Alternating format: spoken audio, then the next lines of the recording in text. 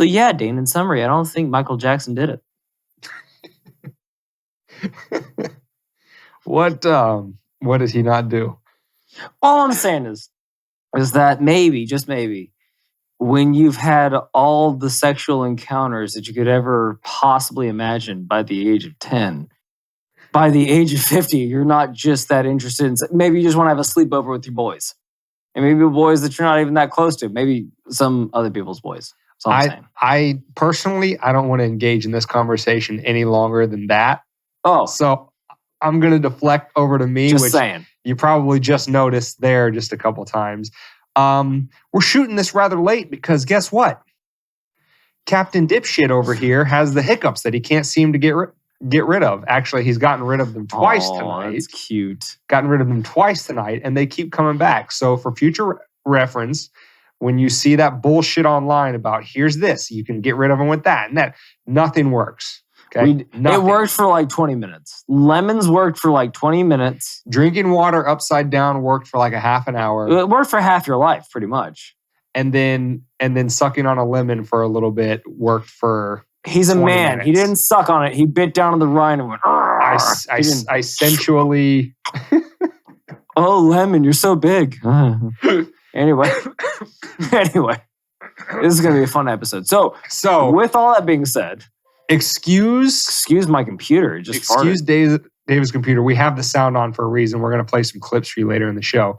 But excuse my hiccups. David, please mock me relentlessly every time I do it in the middle of it's endearing, long thought cute. process, and I can't string more than 10 syllables together. But yes, so please pardon that, and pardon maybe not. Maybe you'll like our new format. We're moving to a little bit of a new format with this episode. We're going to have 3 segments, not segmented stories like we've done on some past episodes, but specific segments that we think if you, the listener and viewer, actually like, we will carry on to future episodes. And what we're going to call these 3 segments, and they'll make sense as we get into them, is the first one is we're going to lovingly call the Culture Corner. The second one is called Epstein Didn't Kill Himself, a reminder that Epstein didn't kill himself. And the third segment will be the longer main topic of the show as you have become used to on this podcast. So that will be how the show proceeds on the other side of the jump in. But unless David has anything else to say before we jump in, that's how the show will go. So David, any thoughts before we get into this thing? Ready, set, go.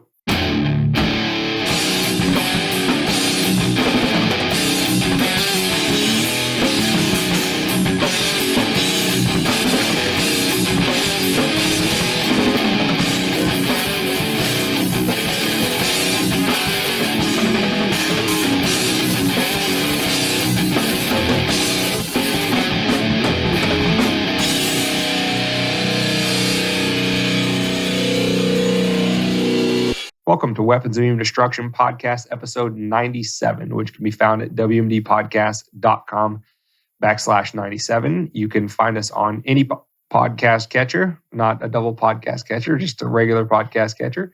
You can find the videos on any platform, YouTube, Rumble, Odyssey, and then also link up with us on Twitter, Instagram, and TikTok for some other engagement with the show. But not necessarily 100% podcast related. Please like, subscribe, and share on all those platforms. I'm in rare form tonight. You're doing great. Please like, subscribe, and share on all those platforms. That's how you can help the show for free. But if you would like to also donate to the show, please head over to wmdpodcast.com. Go to the Support Our Work tab and look at the options to support us monthly or with a one-time donation. David, thoughts? Please talk for a little bit so I can quietly hiccup off camera and not make a complete. See, my thing is I'm the color commentary guy. I like to add a little flavor to whatever meat stuffs you're making that night. But tonight we're gonna practice a little thing called brevity, and you're gonna have to space your words out a little bit more. But at the end of the day, hopefully this is it's a fun little one-off for us.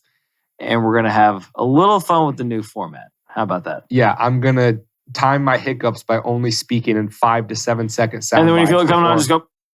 And then before I kick it over to just you. has weird like little spacings in your sentences. That'll be fine.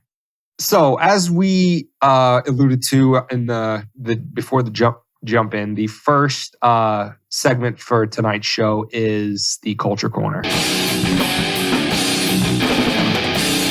And on this portion of the show, we wanted to highlight something that we had seen recently being kicked around on social media that just kind of shows you the trajectory of where they would like the culture to go. Now, these headlines that I'm getting ready to read are not all from very recently, but if I read them without telling you the dates, you would think they all came about during the age of COVID. And so the first one, which is actually from 2017, I believe, yes, a Slate article, is titled, "It's Time to Give Up on Facts." Subtitle, or at least to temporarily lay them down in favor of a more useful weapon, emotions. Article 2, coming from July of 2020, so during the COVID times. From Forbes, the title is, "You must not, quote, do your own research when it comes to science." Okay, duly noted. Do they, well, to give them a little out, do they mean like don't buy a lab coat, a rectal thermometer, and like a little Bill Nye? It has to be rectal. So anyway, you buy like a Bill Nye the Science Guy chemist set, and then you start doing your own research into what a woman's definition truly is, and it changes colors and shit. Yeah. Next title, or next article title from the New York Times. This one, February of 2021. So again, COVID times, very expectable to read this. It's an opinion piece titled, "Don't Go Down the Rabbit Hole." Subtitle, "Critical thinking, as we're taught to do it, isn't helping in the fight against misinformation." First of all, Alice in Wonderland would have been super fucking boring if she hadn't have gone down the rabbit hole. Like, it would have just been Alice, like, finishing the rest of her day, probably some chores, maybe laundry, cleaning some dishes, making food for whoever she lived with, maybe, if she had the time, or just ordering out, making like a shitty Papa John's pizza order. That'd have been a pretty boring movie. If I just sat through 2 hours of you ordering Papa John's, I'd have been upset. So go down the rabbit hole. Don't listen to, is that the New York Times, I believe it was? Yes, that last one was the New York Times. Interesting. Yes. One of the best publications in this country. Always steer you straight, those New York Times, the ones pushing the weapons of mass destruction, war hysteria, and every other state-sponsored hysteria they could possibly come up with. They were the first one to crack the Hunter Biden laptop. Oh, yeah. And absolutely told you that it was a key thing that you needed to know about the potential corona or non-coroniness of the Biden crime family. Right. And so the last article comes from September of 2021. I'm not seeing a publication on this one. Doesn't matter. The title says, "Questioning authority has become too much of a good thing, and it's killing people." Too much of a good thing of questioning authority. I mean, it's an interesting tack to take. I don't know if that would be my preferred method, but I think you're gonna know when I've had too much of a good thing. You're gonna have to clean yourself up, or I'm gonna have to make life adjustments. If neither of those two things happen, then I haven't had too much of a good thing. Okay? If I'm not ODing puking on myself in a parking lot of Denny's, then I haven't had too much of a good thing. Okay? Like, let the American people decide what too much of a good thing is, and then just pull it back a tad. Okay? We're all adults here, except for the children, obviously, because they're still children. But let me decide which aorta I want to shoot my heroin in. Okay? See, I'm a man. Not much of one, but a man. If I choose my choose a vein in my schmickel, I'm a man. I should be able to do that. I'm an American, goddammit. I'm free. Well, David's very specific details about this particular segment, the Culture Corner, notwithstanding, I think dating from 2017 all the way up to 2021, so even pre-COVID, when this mentality was starting to be pushed up until during the time of the forced jabs and everything else, that the culture, the society was being pushed in one very specific direction by, the cathedral's mouthpieces at some of these mainstream publications. Now, we'll leave it to you, dear listener, viewer / critical thinker, all of the above, which apparently you're not supposed to do anymore, and questioner of authority, which is apparently too much of a good thing. We leave this segment to you to decide if you think that's a healthy way that we should be being pushed, or if you think a little bit of a skeptical view of authority, considering what they just put us all through, and whether you think that critical thinking is only reserved for the elite, Ivy League educated, hand-picked establishment folks, or if critical thinking is an allowable thing for the rest of us in society. You tell us. Jump in those comment sections and let us know what you think. Leave it to the nerds up on Capitol Hill to make critical thinking sexy again. There's a good one. So, with that being said, I can't even be off camera and hiccup quiet. I can't time it because there's no I know I'm trying not to, and I'm trying to. Well, we'll do some post. We'll do some post. It adds authenticity to the show. We'll get it some post. Chris will do his damnedest. We're sorry. Chris over at podsworth.com. If you need audio help, listeners look up that and viewers. We're sorry. He's going to do his best, but listen, he's not a miracle worker. Listen, I've been overly drunk on 1 or 2 episodes. Now we have to deal with Dane's bodily functions inappropriately.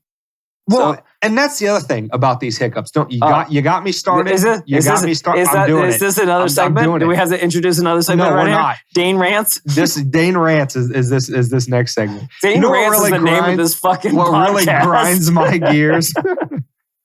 I wasn't drinking alcohol. I wasn't drinking a carbonated beverage at all. He did everything right. I literally was drinking water when I got these hiccups. Water. Monitored his macros. Yeah, trying to stay hydrated, keep my body fresh. Ate chicken and spinach. And you know how I get rewarded for trying to be healthy? You know what? You know what that's a sign of? Endless hiccups. You shouldn't critically think anymore, Dane. That's the problem. Fuck that. You critically thought, and then all of a sudden you're critical thinking. Guess where it got you? That's the problem. Hiccups. Or conversely, I listen to my betters who say, drink 8 glasses of water a day and all that kind of stuff. And now look at me. I'm on my deathbed of endless hiccups that I can't possibly get rid of. Deathbed of endless hiccups. Can you think now of a you worse way Nancy to go? Pelosi. You're going to have to put some meat on the bones of that one, big guy. I don't think I should have to report my filings to anybody.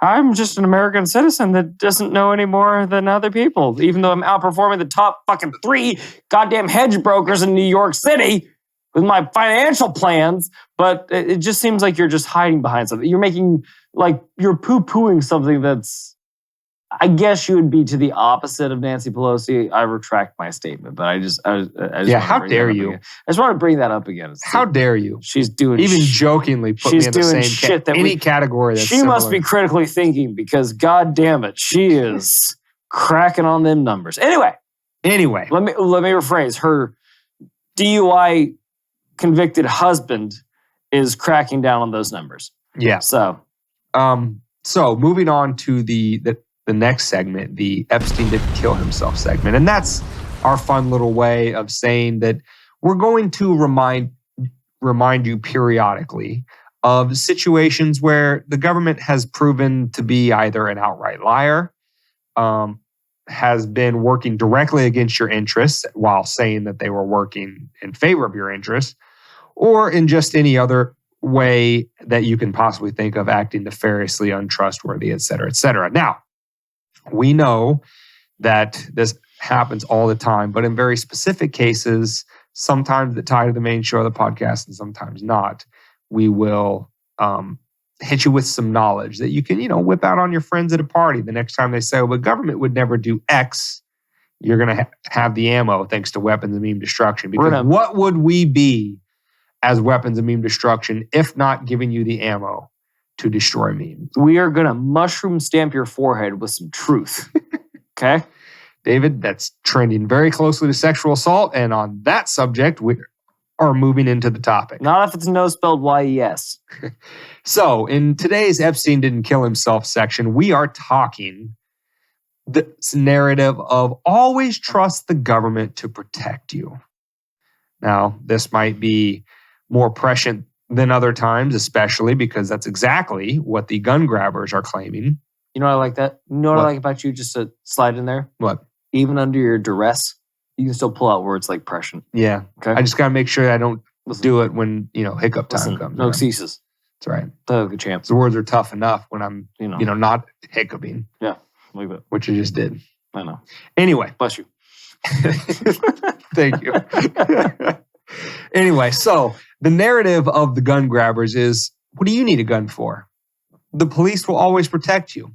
Well, let's just run down a couple situations. What do you need an AR-15 for specifically? Why do you need 20 bullets in a clip or a magazine if the gun nuts are on here? Sorry, I didn't mean to call it a clip. It just slipped out. Quit talking like those ignorant politicians that have no idea what they're about, what they're asking to regulate. So we have a few names in no particular order, a couple of instances thrown in there, and our two-prong attack at proving to you why, in this case, Epstein didn't kill himself. The first one is, gun grabbers are not against guns. Gun grabbers are in favor of guns only being in the hands of the group of people that have proved themselves the absolute most incompetent with them. Examples, Tamir Rice, Vicky and Sammy Weaver, 76 people killed at Waco, a lot of them women and children. Eric Garner choked out for having cigarettes. Dante Wright, Daniel Shaver, shot after the police told him to crawl to them. He did, and they shot him. Lest we not forget. George Floyd, what started all that? A counterfeit $20 bill. Breonna Taylor, a no-knock raid that went wrong, and she was killed. Philando Castile, a licensed conceal and carry holder, killed for pulling out his gun to show it to the cop after he said that he had a license. And Duncan Lemp. Now, I said that those were in no particular order and, nothing tying them together other than the one factor that this group of people that is the most trained in all of society, and they can have guns with a whole bunch of ammo, and they are totally responsible in their use of firearms 24/7, 365. We forget that the moral authority, too. Have shown you time and time again that they are responsible for more accidental discharges, more deaths of innocent civilians than all of the mass shooters combined. And yet those are the people who the gun grabbers think should have a monopoly on all the firearms. Make it make sense. And again, with all those things being said, all those people sounded pretty goddamn unarmed. And like we brought up in last week's topic, and not to bring up a sore subject again, in the Uvalde case, when there's an actual threat to them and an actual threat to others, they stood outside for an hour and also prevented other people with their guns and authority from going in to try to save lives. So David is moving on to the second part of our two-prong Epstein didn't kill himself attack. So in addition to being completely incompetent with firearms, demonstrated again and again and again, the police also, in many cases, don't help. So when the gun grabbers say, you don't need X, Y, or Z gun for self-defense, just call the cops.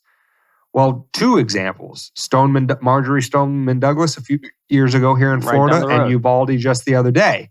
In both of those situations, the police were there. They knew there was an active shooter inside. There's a security guard on duty. And what did they do? They stood outside and did nothing and let the kids be slaughtered. And that speaks to a larger point in especially two Supreme Court cases, DeShaney versus Winnebago, and the other one is Town of Castle Rock versus Gonzalez. And this is a line of Supreme Court cases that have stood for the proposition that there is no legal duty placed upon cops to defend you, even when a threat to you is apparent. So in at least one of those cases, I forget which one it was, the ultimate victim, who was killed by, I think it was her stalker, had written to the police many times saying, this guy's going to hurt me. She got a legal restraining order against the guy, and the Supreme Court still came out with, there's no duty to protect you. And we've all known somebody in our family or friends or within our group of cohorts that has had at least somebody say, I have a very dangerous person that I used to have a relationship with, try to push them away, and there's nothing I can do about it. I went to the cops and they said they could do nothing until he does something. Well, what the fuck good are you then? If your hands are tied until they do something, then I guess it's up to me to defend myself, is what that tells me. Is it not? Am I being... That if you had an IQ above room temperature and you were thinking about this situation, that would be the conclusion you'd probably come to. That you are your first and last and best line of self-defense. But again, that's not what these gun grabbers want. You're not allowed to defend yourself because some other deranged, angry, upset, whatever their motivation was, some other person acts irresponsibly with a gun. You are now no longer allowed to defend yourself just because they have feelings. And when I mean they, I mean the gun grabbers, the politicians. They have feelings about how scary those guns are, et cetera, et cetera. In that case, child porn is circulated on the internet. Well, then none of us should have the internet anymore. Ever. Drunk drivers drive cars. None of us should be able to drive cars anymore. Again, it's a tool. If used improperly, has bad outcomes. That's all we're saying. And again, not to poo-poo all the gun shootings. Take it back. It's every episode with this take it back thing, and we have no ability to take it back. Boom mic in, scene. We don't have boom mics. We don't have scene. It's just us. Anyway. He's lying. Anyway, all the school shootings, we are totally apropos with you emotionally on the same level, but we want to come down from our emotions and be logical with the outcomes. That's all we're saying. And to close out this segment, we just want you to remember the proverbial Epstein didn't kill himself, because every single time a gun grabber tries to make an argument for why somebody else doing something bad is why you're not allowed to have access to the tool that they chose to use, just remember that the people who they want to have all the guns have demonstrated repeatedly their incompetence in the use of those guns, and they also have no incentive to actually come to your defense once you're disarmed.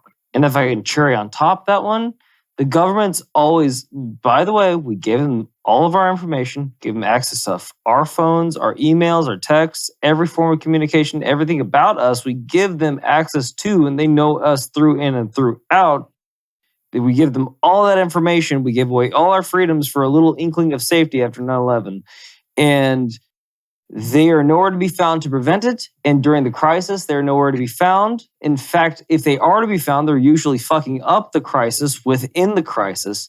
But then after the crisis, they are more than willing to tell you that they've got the solution. We didn't have enough power. You got to give us more power, so we can't let this happen again. Well, I mean, to give you access to every American's everything, that's not enough power? You got to take away you got to get more power? Well, I should say that we should take away your power. Every time one of these things happen, we repeal another one of your bills. Another one of your bills. And if you can't make that work, then we repeal it all the way back to, it's just the Wild West again. And it's just you defending yourself, because that's really what it is anyway. We're just defending ourselves now. That's my key takeaway from this. So the Epstein didn't kill yourself, or didn't kill himself. Obviously, he didn't kill yourself, we hope, because you're watching and or listening to this very podcast. How would he have done that? He was in... It's impossible.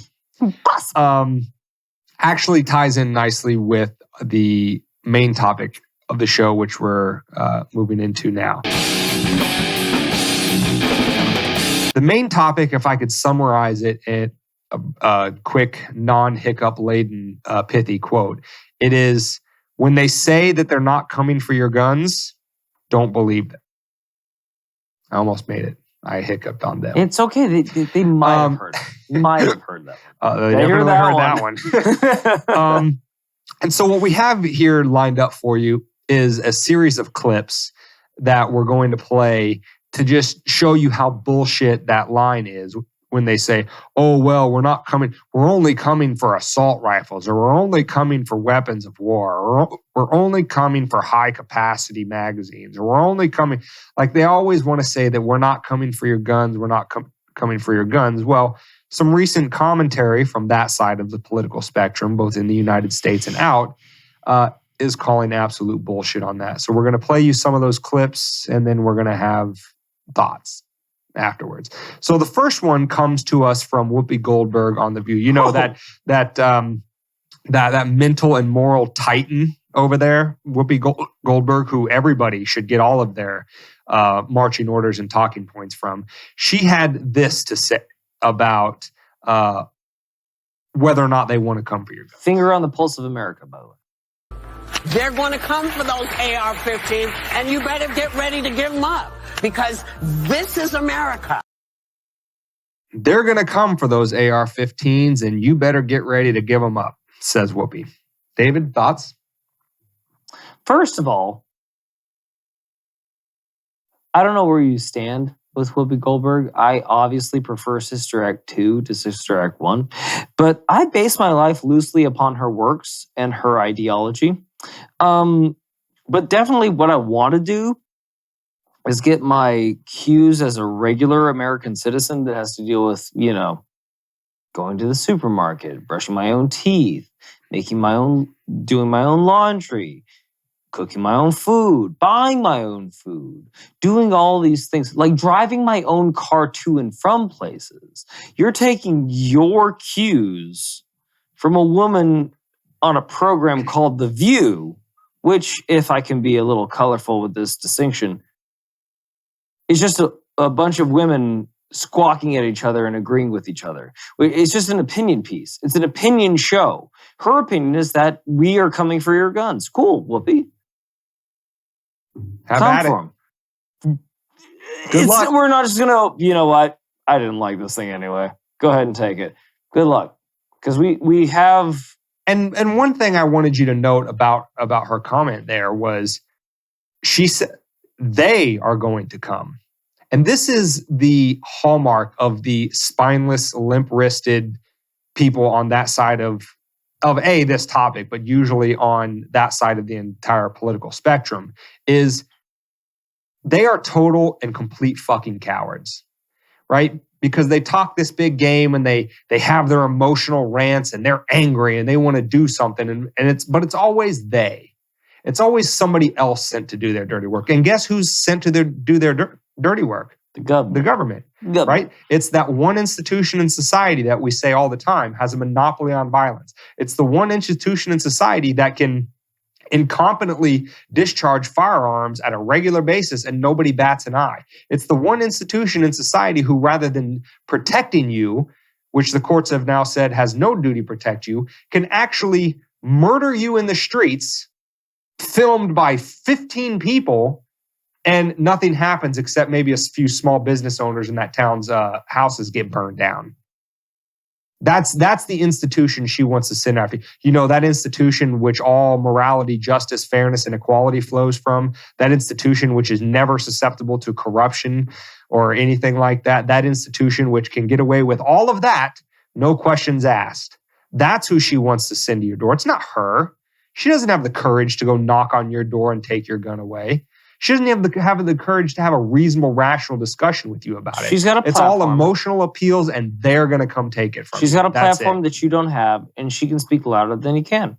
That's what she's taking advantage of. But I posit to you, Dane, does Whoopi Goldberg have to defend herself? I highly doubt it. I probably think she's got at least some security detail. These politicians that are coming to take your guns that she's referencing, Do they drive their own car home? Do they walk by themselves to their own car? Well, No. of course not. They have security detail. That's interesting. Can you afford security detail? Can you? I certainly can. I can barely afford my gas prices. Thank you, Joe Biden. All I'm saying is, I know it's not Joe Biden's fault. It's some mythical thing called inflation. But what I will say is, like, these people do not live in reality. When you think that you can just come out and come with the moral high ground on things that you don't even understand, do you think she's really trained on a weapon system? Do you think she's ever trained in? Do you think she would call a magazine a clip or a clip a magazine? I mean, these are the same people that say we want to ban semi-automatic weapons, and then when they are asked, so that means handguns, they say no, absolutely not, even though any handgun is a semi-automatic weapon. Semi-automatic simply means one pull of one trigger, one bullet.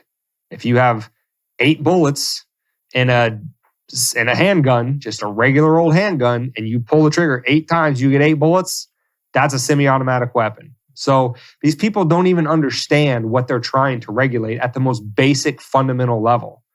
And as David said, they have people all around them at all times armed with those weapons, but you're not allowed to. Again, even though they're protectors of you, don't have to protect you. And if they abuse you, they're probably just going to get off with qualified immunity. And if you trust them to protect you, you'll probably end up dead. And then they'll just say, we did our best. Yeah. So the next, and I'm actually going to take the next two together because I believe they're both, I mean, I know they're both representatives. They're synergistic. I believe they're both Democratic representatives from the state of New York, you know, that place where nothing bad ever happens with guns because they have strict gun control laws. So the first one is Representative David Cicilline. I don't know how to pronounce his name. Who cares? But he is going to tell you exactly how he feels about your constitutional rights. Spare me the bullshit about constitutional rights. Will the gentleman yield? No, I will not yield, and I'm not going to yield for my entire 5 minutes, so don't ask again. He sounds rational. He sounds like he's not coming from a place of emotional disturbation. The next one is from a Representative Mondaire Jones, again, Democrat from New York. And he had this to say about how far they're going to take their plans to confiscate your guns. You will not stop us from advancing the Protecting Our Kids Act today. You will not stop us from passing it in the House next week, and you will not stop us there. If the filibuster obstructs us, we will abolish it. If the Supreme Court objects, we will expand it, and we will not rest until we have taken weapons of war out of circulation in our communities. Weapons of war. So what we can take from those two together is a similar theme. So for the first guy, Cicilline or whatever his name is, when he says, don't give me this bullshit about constitutional rights, keep in mind what the purpose of the Constitution is. The purpose is not to grant you rights. The purpose is not to provide the scope of your freedom as an individual American citizen. The purpose is specifically designed for the opposite of the Constitution. The purpose of the Constitution is for just the opposite. It is to constrain the government, to tell the government what it cannot do to the free people that run this country. So when he says, spare me the bullshit about constitutional rights, he is in no uncertain terms saying, big neon flashing sign over his head, totalitarian. That old antiquated piece of paper means nothing to me. The government of the 21st century doesn't look to that thing as anything that constrains them. It constrains you, citizen. So when you claim that you have rights flowing from that piece of paper, again, which they don't, your rights flow from your creator. What they're really saying is that piece of paper doesn't constrain me at all because I run your life in every respect, and any sort of respect for that paper, I'm basically just going to wipe my ass with. What it sounds like to me is just like Amber Heard on the stand. It just sounds like bad acting.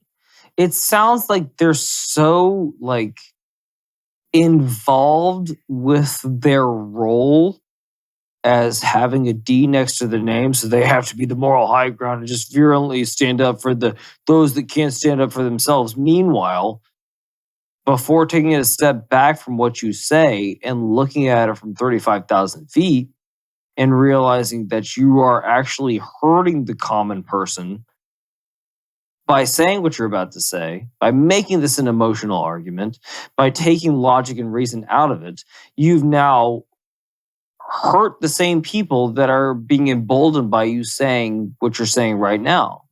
That's exactly what's happening. Like, and lest it be forgotten within this whole argument, they can put as many constrictions on your rights to get a gun.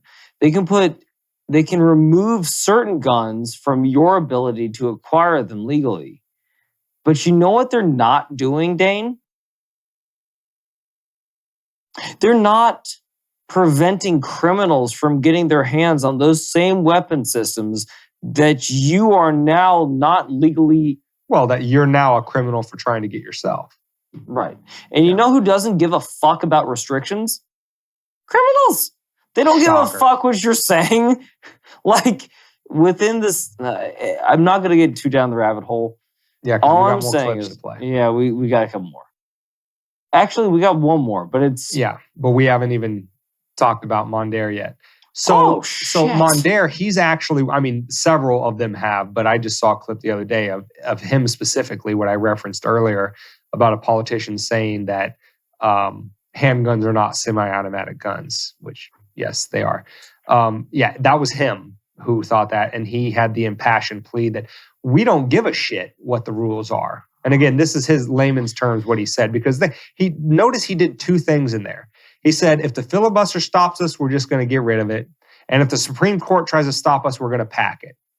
Now, what he's saying there is, fuck the rules, right? The rules don't apply to us because we have emotion.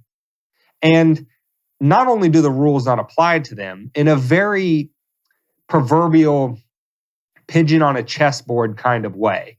You know, a pigeon gets on the chessboard, kicks over all the pieces, shits all over the board, and then flies away like it won. That's exactly how they're treating this particular debate. It's not a debate, especially when they're just screeching incoherently and saying, we don't care what the rules to the game are. We'll throw the whole damn game away just so we get what we want. That is the textbook definition of totalitarianism. It is total control, where the rules of a government or a society or a culture that it's running doesn't play by its own rules and just arbitrarily shouts out dictates on demand. And that's totalitarianism, and that's exactly what they're telling you they're going to do. And don't forget, not a year and a half ago, and then the preceding 3 years before that, they were shouting from the rooftops that what the Republicans doing were treasonous. They were taking advantage of the Supreme Court. They were not abiding by the Constitution, and that the president was bought and paid for by the Russian government. These same people that want to hold the other side accountable and were the moral high ground during that entire time, like, well, Trump's got a contingency of a family that's a mob mentality, or not a mob mentality, and like a crime family, like yes. a godfather, like he's the godfather of the Trump family. What do you want me to do for you, the bubba? Anywho, my whole point being is, like, these motherfuckers, the same, and we said it before, and we'll say it again. They forget. When you're in control of the door and you think you're going to swing it back that hard to the other side, it always comes back twice as hard to your side. So go ahead. Keep saying that shit. Keep telling us that you don't give a fuck about the Constitution and that you're going to rape it and push your beliefs onto the entire American public right before a general election. Let's see how that works. And by the way, what's the economy doing right now? Tanking. What's the housing economy doing? Booming, but in the wrong way. Inflation, does that exist? Oh yeah, it does. It exists a lot. what's the average American thinking about what's happening in this world right now or in this country right now? It's not positive. Joe's not killing it. Hate to break it to you guys. So if you think that a blue wave is coming in this midterm election, you want to stack the house. I know you do. But you've already fucked it up because everyone's going to push back the opposite way from what you did with COVID and how you portrayed yourself since you've gained power. Dane, I kick it back to you.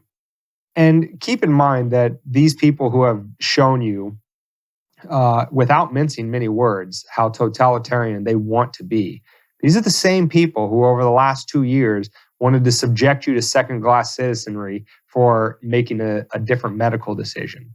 They wanted to kick you out of society for not accepting a forced jab. Some people even argued, which we covered on this podcast, that you should be held in camps if you refuse to get the jab. Like they did in Australia, who don't have guns, by the way. Just side note. In China, and the list goes on and on. But they showed you their totalitarian tendencies over the last couple of years. They showed you already then that they didn't give a shit for the Constitution. And they've been talking about packing the cord and ending the filibuster for a myriad of other issues over the last couple of years anyway. But they've already showed you exactly how they will act, even when you do have your guns. So you think it's going to get any better for you if you let them just emotionally appeal their way and throw the rules away to getting what they want now? It's not getting any better. And to them, I would say, listen, there's about 400 million guns in private hands in the United States, and there's over 1 trillion rounds of ammo in those private hands. If we were the problem, you would know it. I would suggest not making us the problem with this kind of rhetoric. Take that as you will. But as we all know, Joe Biden has F-15s. He has F-15s, but nukes and planes don't hold strategic objectives. Last video is coming from our neighbors to the north because, as we all know, Premier, Comrade Justin Castro, Trudeau, has really been flying his totalitarian flag high. And he had this to say about the gun market in Canada. Boost it up! And so today, we're moving forward. We're introducing legislation to implement a national freeze on handgun ownership. What this means is that it will no longer be possible to buy, sell, transfer, or import handguns anywhere in Canada. In other words, we're capping the market for handguns. I thought AR-15s were weapons of war. I thought that's what we were trying to mitigate, was weapons of war in the hands of civilians. Ding. Well, as Whoopi let us off by saying they're coming for your guns, and she, to be fair, she did reference directly AR-15s. And as the old saying goes, we're just coming for those big scary guns, those big black metal ones that are just, super military looking, and not for your handguns. It has lasers. And so help you God. We've been saying the whole time that if you let that happen, that's not where it's going to stop. It's a slippery slope. And Prime Minister Castro up in Canada just told you that we were right this entire time. And that if you don't think that what he's trying to do in Canada, the politicians in the United States wouldn't want to do the exact same thing, I don't know if you're more delusional or naive or a combination of both, but you got to fix that. But two things I wanted to pull out from his statement here. So when he says that it will no longer be possible to get handguns in Canada, yeah, as about 5 decades of the war on drugs showed that where they can't even keep drugs out of high security maximum federal prisons, that as the war on drugs failed, so too will the war on guns. So when he says it won't be possible, as if these people think that waving their magic wand and writing it down on a piece of paper, oh, it's law now, not going to be possible to get these guns. Yeah, it will. It absolutely will, which leads into his second point about capping the market on handguns in Canada. No, you're capping the legal market. You can never cap the black market because, as David said earlier, you think criminals give a shit about what you have to say? Law-abiding citizens who aren't yet criminals but will be overnight once you pass this legislation are also not going to give a shit what you have to say.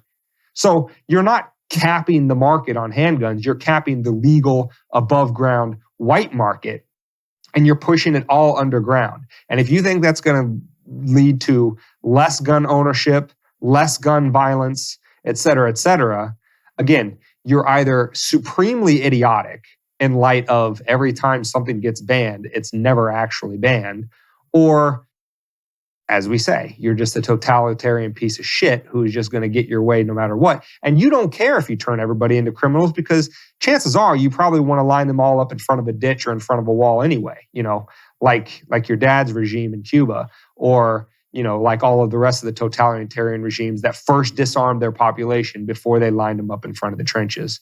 History doesn't always repeat itself, but it certainly rhymes. And if you think we're being verbose, if you think we're taking, David, you're taking a bridge too far. How can you go that far? Well, you heard about the mass shooting in Chicago over the weekend, right? Memorial Day weekend. Or did you? That's weird. There was a mass shooting in Chicago.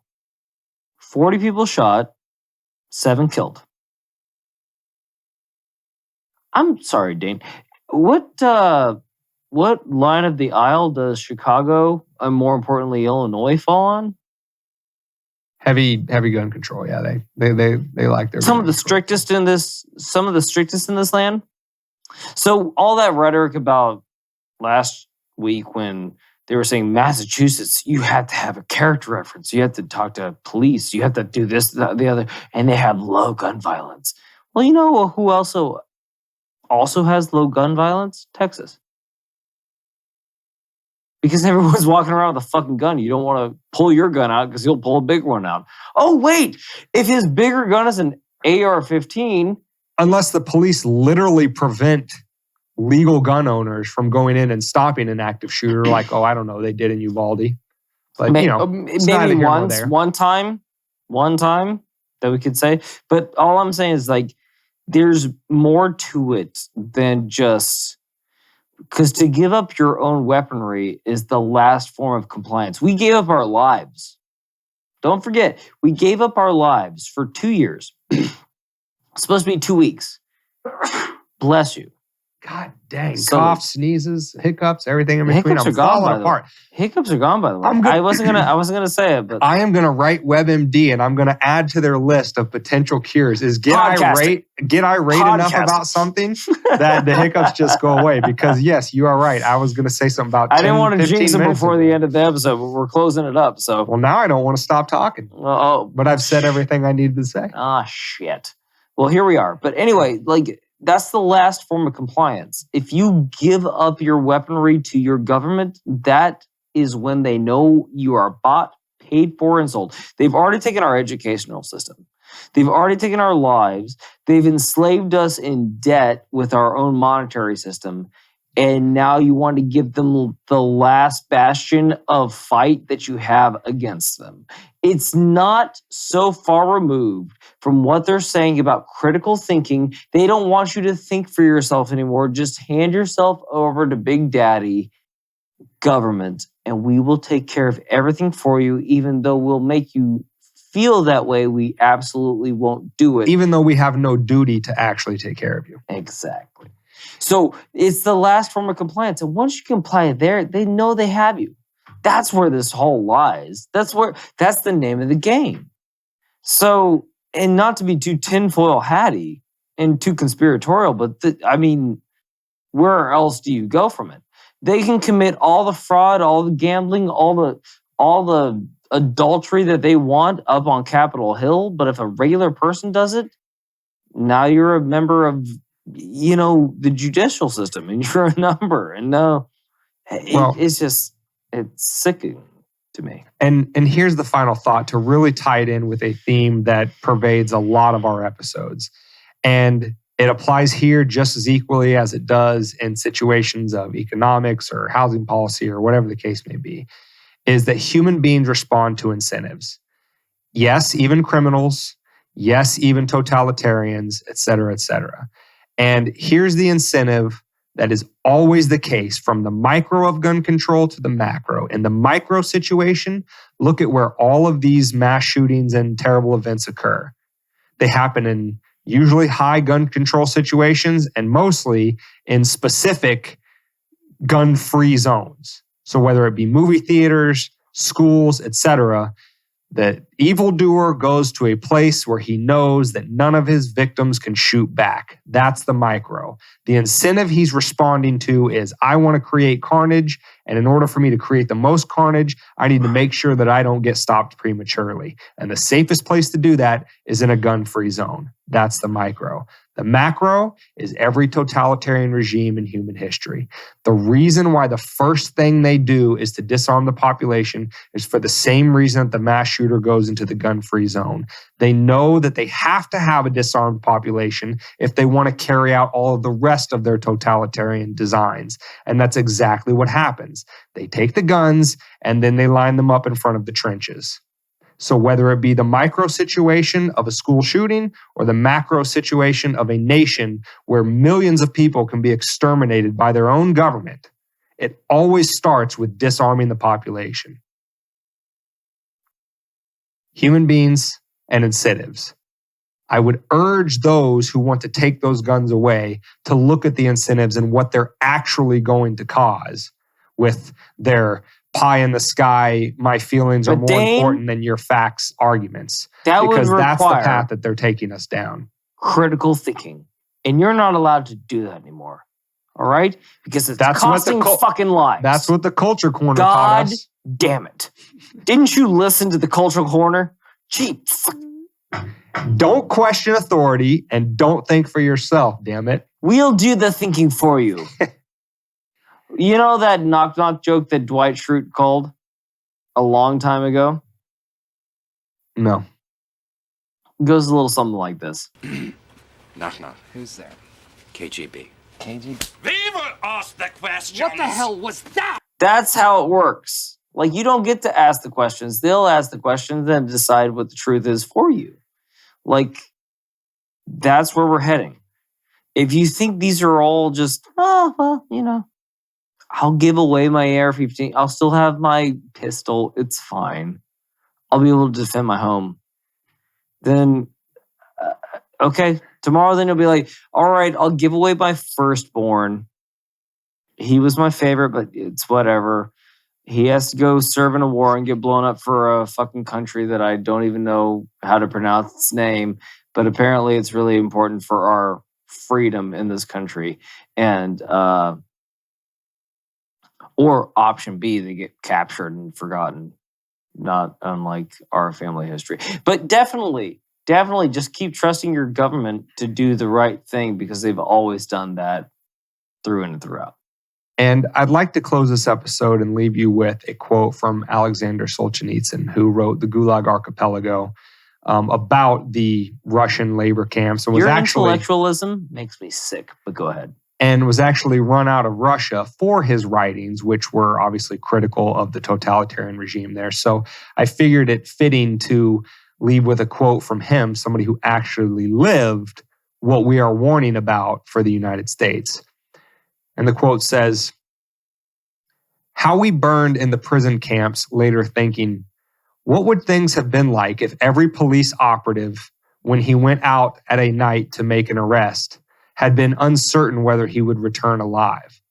If during periods of mass arrests, people had not simply sat there in their lairs, palling with terror as every bang of the downstairs door and at every step on the staircase, but had understood that they had nothing to lose and had boldly set up in the downstairs hall an ambush of a half-dozen people with axes, hammers, pokers, or whatever was at hand. The organs would very quickly have suffered a shortage of officers, and notwithstanding all of Stalin's thirst, the cursed machine would have ground to a halt." Because really that's going back to Whoopi's thing about they're coming to take your guns. That's exactly what it comes down to. It's the state's agents who are the ones tasked with taking your guns. But if they understand that their chances of going home at the end of that night when they try to go do a bunch of raids to take your lawfully owned guns that you have a God-given right to, if they understand they might not make it home that night, there's not going to be enough people to enforce the edicts of all the totalitarians in the world. And if you don't let it get to that point, maybe it doesn't. But if you give up that for a little bit of illusory safety, which doesn't even really exist, you might be living in the same society that Solzhenitsyn had to run away from. And to tack on to that, Dane, not to go too tinfoil hatty, but what ruler was it that said, when asked, why don't you just invade America? They said, there's a bullet behind every blade of grass in America. It wasn't a ruler. I believe it was one of the admirals in the Navy when they were talking about Pearl Harbor, their plans for Pearl Harbor, about why don't we just invade the United States, or maybe it was Emperor Hirohito, something along those lines. I think it was a ruler, and they said literally everyone. It was the Japanese talking about invading. And do you have any fucking idea how hard it is to overthrow a nation? Oh, what in current events is possibly happening right now that shows us that a determined nation to defend itself can stand up against an insurmountable horde? Well, I don't know. Maybe you check your Twitter bio, or your Facebook picture, or Instagram. And if you see a little yellow flag with blue under it, then you should fucking be really aware of how important it is to be able to defend yourself against all enemies, foreign and domestic. That's what this is all about. Like, if you take the weaponry from your country, you are neutering your country. You're inviting people in. Who's going to fight your battle? Again, like, we're going micro with home invaders and school shooters. Imagine if we have a country full of no weapons and only the military and the government to defend us. We've seen, again, to track back to the coroner, we've seen how well the government defends you individually. That's all I'll say. So with that being said, Cheery, leaving them on a high note. That's what we like to do here at the Weapons and Music Hey, listen, the high note is the hiccups are gone, and I have my rants and you, the consumer of my rants, to thank for, because you motivate me to keep going even when I'm hiccuping up one hell of a storm, and that ended up getting me through it. Yeah, you did. So there wasn't 15 pep talks before this fucking lemons, episode. Sugar under the tongue, drinking water upside down, drinking through a straw with your ears plugged, add to the list, ranting against gun control. That's how you get rid of hiccups. There you go. So positivity. If people want to learn how to get rid of their hiccups and fight gun control, they can find this specific episode at wmdpodcast.com/97. It can be found on any podcast app. They can get videos on YouTube, Rumble, and Odyssey. And then they can also see clips of this episode soon on TikTok, as well as engage with us on Instagram and Twitter. So with that being said, please like, subscribe, share, rate, because we also want to add in periodically another segment to the show about what we did on a couple of shows ago about reading some of the comments you guys leave us on the rates, because they're just fun, especially the ones where you give David shit, but not me. So we want to add that in. So please, wherever you can rate the show, please do so. And we will read some of those on the show from time to time, have a little fun. But with that being said, David, next week, number at 98. Anything we already got in mind to rant against next week? We're closing in on it. Maybe don't eat before the podcast next time. We'll eat afterwards. We'll have a big old fat steak with a bunch of carbonated water and all that good stuff. This was regular water, David. I drank regular water. Like, you can have all the hiccups. I literally did nothing wrong, and I was punished. I was punished with hiccups for several hours until we sat down for this podcast. It's karma. You did something wrong. Mesothelioma. Well, if it's karma for making me get them, then it's got to be good karma for the fact that ranting against gun control made me get rid of them. That means God's on our side. Good luck with that, gun grabbers. Now you got to get through all of our guns and God. How do you feel about that? And as an agnostic, Defend it. I don't agree with anything that he just said. But what I will say is that I hope you stay safe, and more importantly, please stay free.